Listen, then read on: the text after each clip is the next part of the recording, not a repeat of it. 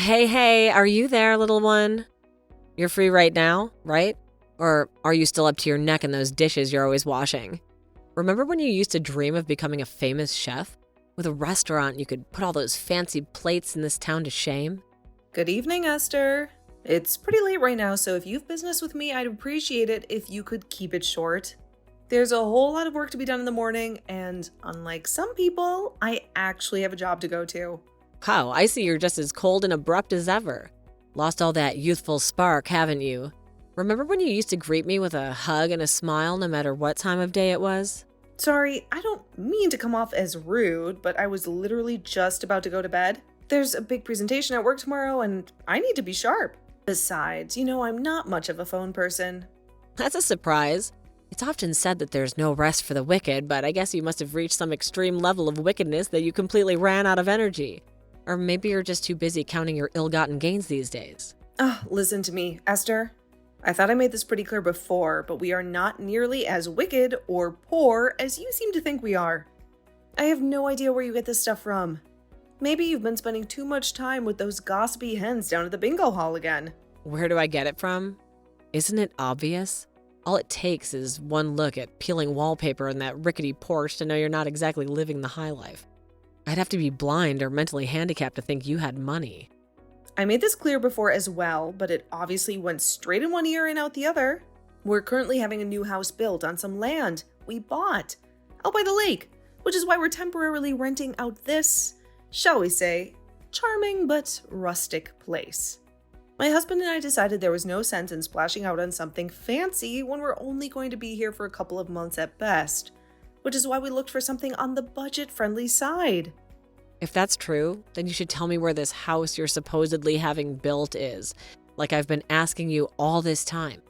I'd believe you in a heartbeat if I could prove that what you're saying is true, but you refuse to tell me anything, no matter what. Is there something you're hiding, Melina? Something that wouldn't exactly make for good gossip down at the bingo hall? What's the point? Telling you wouldn't make any difference. You'd only come up with another way to be a perpetual thorn in my side. So I'm not going to bother wasting my breath. What on earth are you talking about, dear? Come on, just tell me. Is it some kind of mansion with a swimming pool and a tennis court? I always knew you had big dreams, Melina. No. In any case, there's no way you'd be able to get there anyway. You haven't driven in years, and besides, it's a bit of a trek. How do you know I wouldn't be able to get there without even telling me? Oh dear, you sure could be dense sometimes. Don't you remember what your old friend Esther is capable of? Back in the day, there wasn't a place in town I couldn't get to if I set my mind to it. I have no interest in telling you in the first place. Besides, you wouldn't believe me even if I did. Excuse me? Don't you dare turn your back on me like that, young lady. We're not done speaking. There's more to be said, and you're going to listen to every word of it. No, you'll have to excuse me. I'm going to sleep now. My pillow is calling my name, and the exhaustion of seeping into my bones like fog. Honestly, Esther, this conversation has felt like wading through waist-deep mud. Hey, I'm not done speaking to you. Don't you dare hang up on me, Melina. This isn't over. Don't you think for a second that you could just shut me out like some bothersome fly. I can barely keep my eyes open. I think you must be sending me to sleep with your negativity. It's like a powerful lullaby sung by a voice dripping with envy. Honestly, Esther, I couldn't continue this conversation even if I wanted to. My brain feels like mush, and my eyelids are drooping like wilted flowers. Good night, Esther. Sleep well if you can manage it. Wow, you could be so boring, Melina. Have you always been this dull, or is it a recent development brought on by your unfortunate circumstances? But I guess that's what happens when you let your life ground you into dust. You lose your spark, your fire, and that's all left in a monotonous drone. But I guess you're a poverty-stricken loser with nothing to do but wash dishes and dream of a life you'll never have. I guess it's only normal to end up being bored living a life like yours. You know what? I'll be kind and let you off the hook because I pity you. See ya! But don't think for a second that this conversation is over, Melina. We'll talk again soon, and next time you won't be able to escape so easily.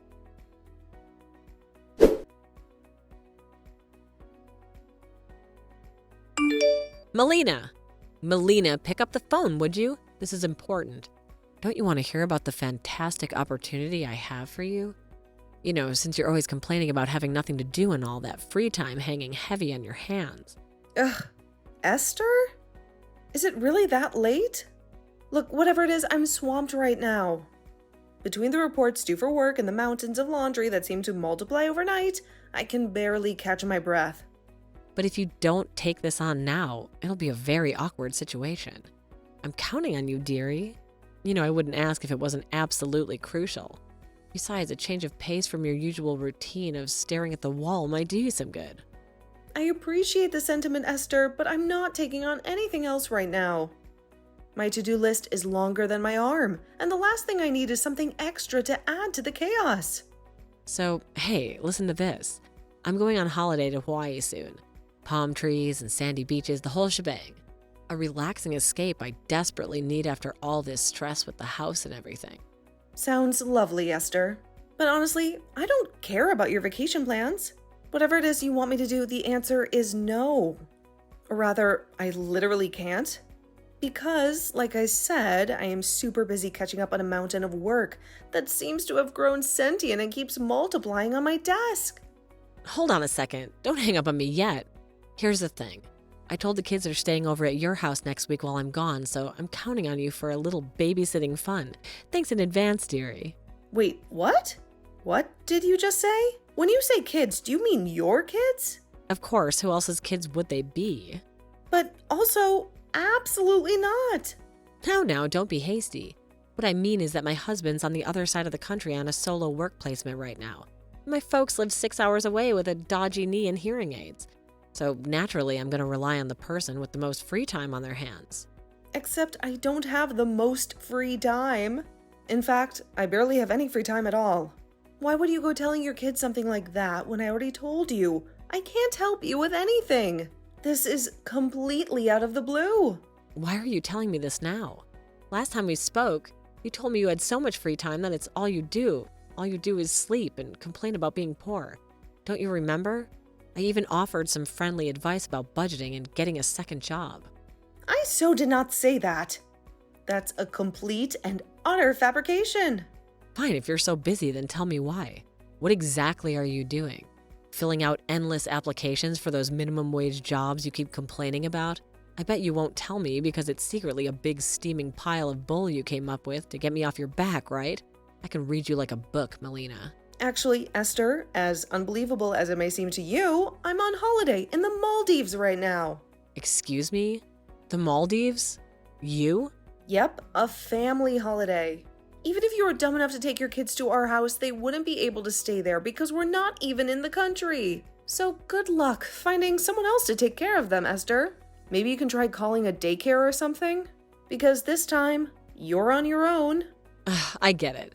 There's a spa resort called the Maldives, right? In the next city? I can't believe that going to some cheap spa resort constitutes being in another country for you. You must be even poorer than I thought. Wrong. If you're only in the next city, I see absolutely no reason at all why my boys can't stay with you. No, like I just told you, you're wrong. Anyway, enough of this idle chit-chat, my darling. Angels will be arriving soon, shortly at your place. No, I'm in the real Maldives. The tropical islands in the Indian Ocean. Not some freaking spa resort. You better hurry up and start driving home. No. I'm being serious here, Esther. I'm in the Maldives, the country. How many times do I have to say it? I promise you, there isn't going to be anyone there when they arrive.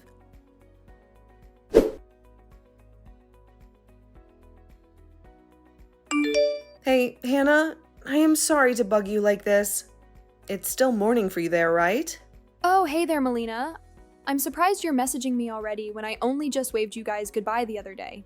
How's my favorite next-door neighbor doing? You and your family must be in the Maldives by now, right? How's it going? Is it as lush as it looked in the pictures you showed me? Yes, we arrived. Thanks. I'm pleased to hear it. I hate to have to ask you this, and I promise I wouldn't be contacting you if there was any other way. But there is something of utmost urgency I need you to do for me. Oh, what is it, sweetie? Is everything all right? Esther's kids outside my house? Huh? Esther? Oh, you mean that annoying mom notorious for pulling that daycare trick? Yes. Hold on a second. I'll head out and take a look.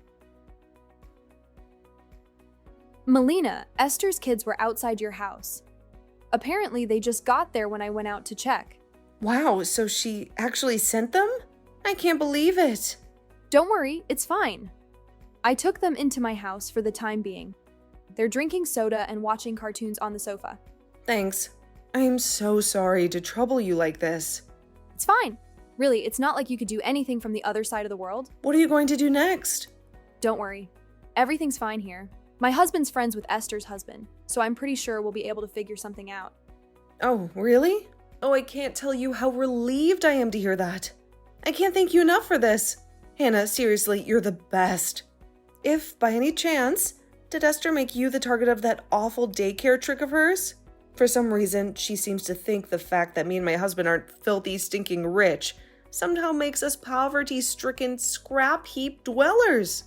Don't ask me how, but it seems like she convinced herself that I'm so poor that I couldn't possibly have any duties or responsibilities, which, in her mind, naturally makes me the perfect candidate to look after her brats on a moment's notice.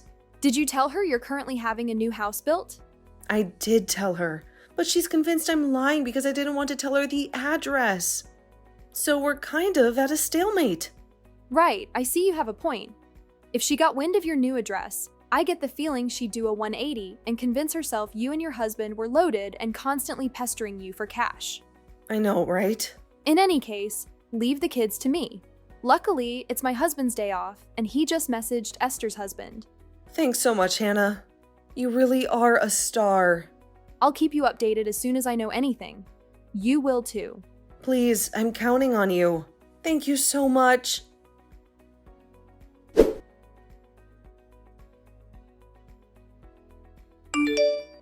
Esther, apparently Hannah, my next door neighbor, is watching your kids at her place.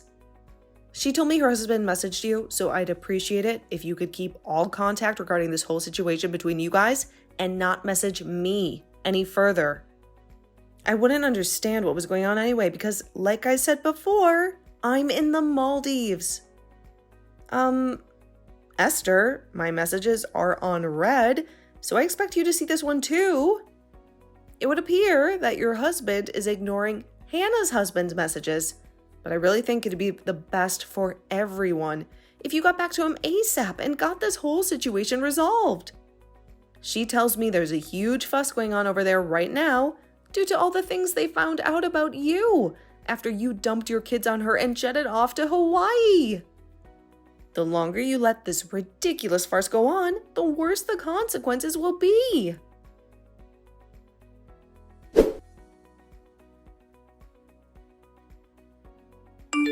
Yo, Melina. Welcome home, dearie. I'll be arriving at the station soon, so I'll stop by on my way back and pick up the kids. Oh yeah, I forgot to mention all those jumbled, incoherent messages you spammed me with while I was on holiday in Hawaii. What the heck was that all about? Have you been drinking? Did you seriously think I was gonna panic and rush home after you threatened me like that? I get that you must have been desperate to dodge the responsibility of looking after my kids, but was there really any need to get aggressive? You're so sad and tragic. You'll be pleased to know I enjoyed Hawaii to the fullest for an entire week, just as planned. I'll be at your place in 30 minutes or so.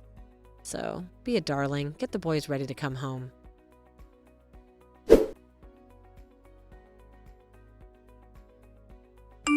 Melina, what the hell's going on here? There's a looking for new tenants signboard up outside your house. You insolent wench, what in the devil's name are you playing at?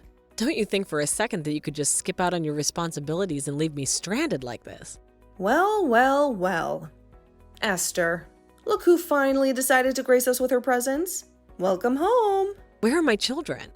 Don't play dumb with me, Melina. I know they're in there. I saw toys scattered all over the lawn when I pulled in. I'm sure you could tell from looking at the place, but they're not here, Esther. They haven't been here for weeks, have they? How could you be so irresponsible? My children! They're just little boys, Melina. They need their mother. Don't you have any maternal instincts at all? Irresponsible? Let's talk about irresponsibility, shall we, Esther? Because I made it pretty darn clear I wouldn't be looking after them while you were off on your little getaway, didn't I?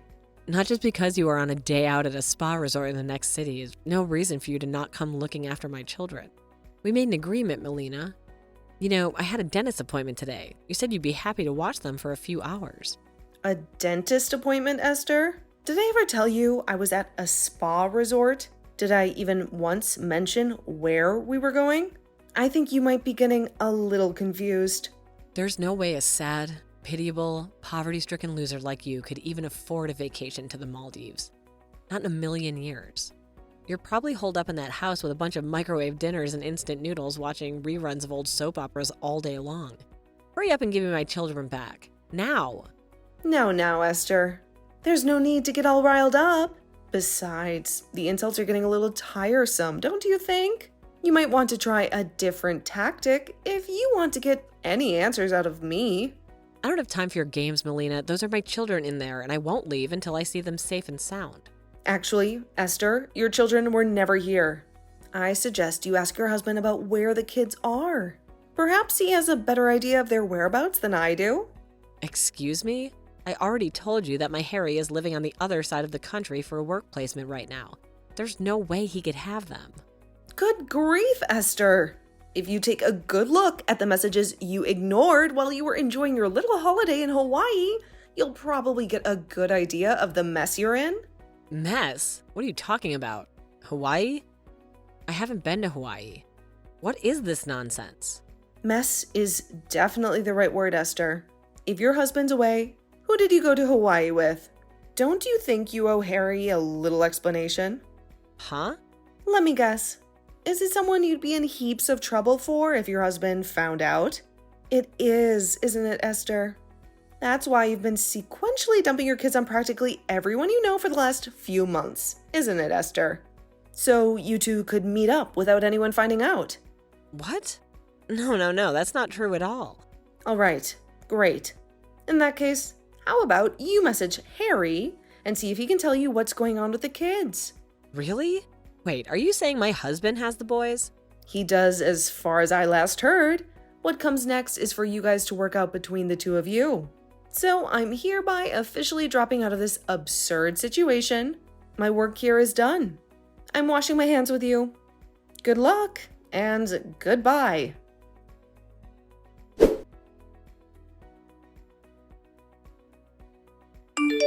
Melina, where the hell did you run off to? I've been calling you nonstop. Leaving messages, practically camped out at your doorstep just to get a hold of you. Give me the address of your new house at once, huh? My life is a flaming dumpster fire right now. It's all your damn fault. Whoa. Slow down there, Esther. Take a breath. Last I checked, we weren't exactly on speaking terms, so the hostility is a bit much, wouldn't you say? Don't play innocent with me, Melina. My husband divorced me because you couldn't keep your goddamn mouth shut.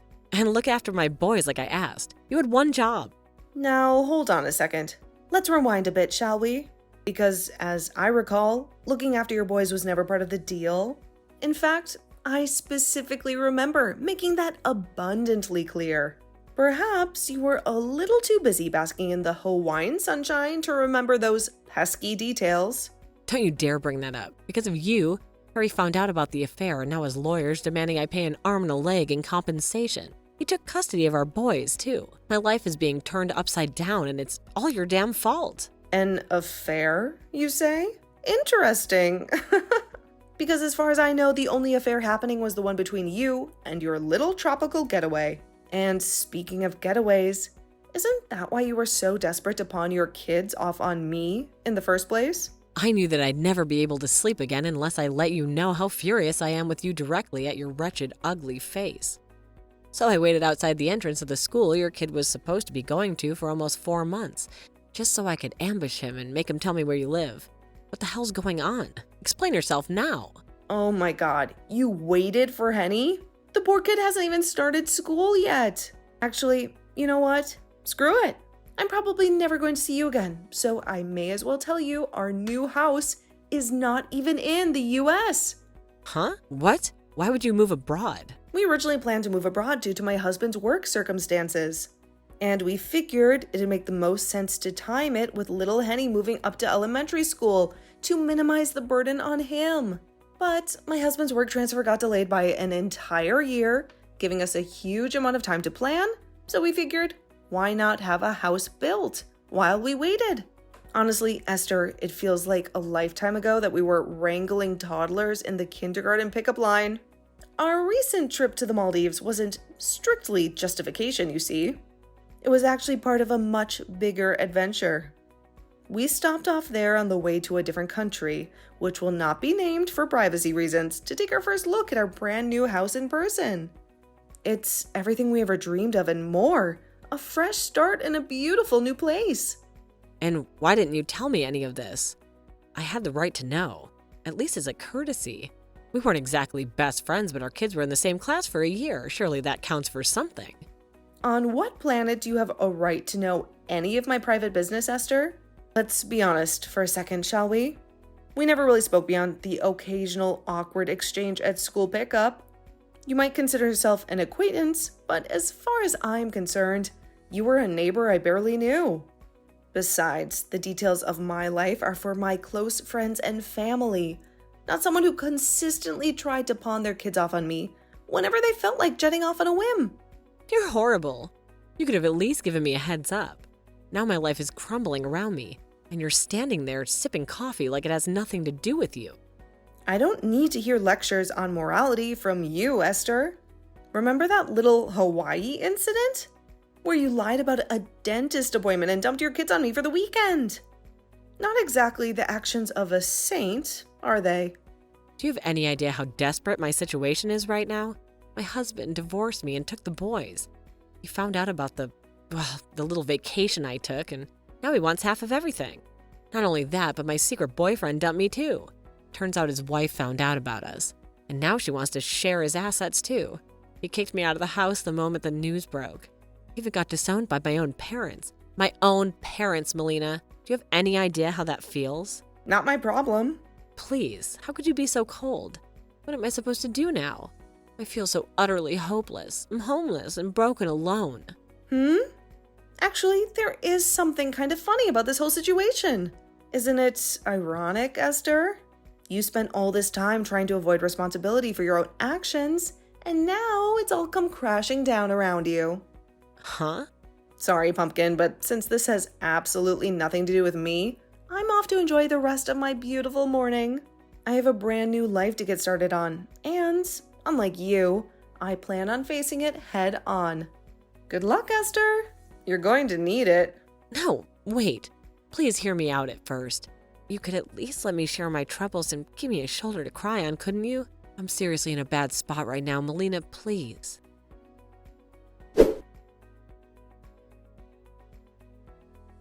Good grief. I wonder where the hell that deranged woman thought I'd have any interest in listening to her stories and giving her a shoulder to cry on after she caused me and my neighbor the mother of all inconveniences. Despite the fact we were never even friends to begin with, her behavior was inexplicable right till the very end. As for what happened next, I heard this from Hannah, who, by the way, I would like to thank for being so amazing throughout this whole thing. Thanks, babe. You're the best. Anyway, I digress. It turns out Esther, having almost no money left at all, was forced to move into the smallest, most beat-up heap of junk apartment in the whole city. Isn't that a sweet irony? Apparently, it doesn't even have a bathtub. I'm told there's a bathhouse nearby, but there's an entrance fee, which, as things stand, she can't afford. Now, having not showered in at least a month, her transformation into a grimy cave troll emanating a smell so noxious and protrusive that passerby have to pinch their noses just to survive the encounter is officially complete. Astonishingly, she actually managed to land herself a job, but less surprisingly, was fired during the first week due to her unique odor. Rumor has it that by this point, she's pretty close to being homeless.